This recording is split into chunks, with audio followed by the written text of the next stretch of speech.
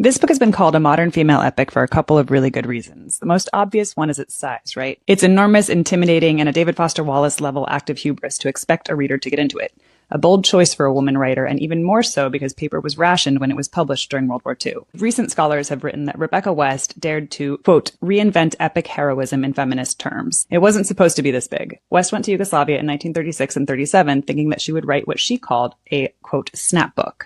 Something quick and travelogue-y. But once she started writing, she was pulled into a real sense of epic mission.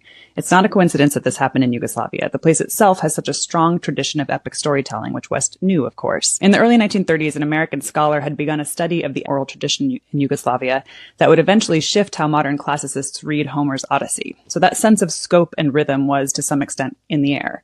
Black Lamb and Grey Falcon starts by laying out its premise. Rebecca West took these first trips and began to write as Europe stood on the brink of World War II.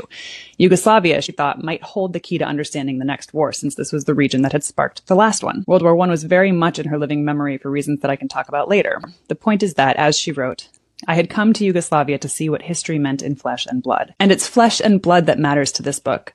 A major thread of the book is the abstract evil of empire making versus real people living within empire, which is another epic note. The people are its beating heart, and West is so good at characters. She's funny, cutting, and sensitive. Throughout the book, West makes the radical choice to include women, not as ancillary or as the exclusive subject of her focus, but as humans who exist in the world alongside men, as people deserving of attention in context. She writes about this impulse in a magical chapter that I'm going to detail in another reel. Check in tomorrow.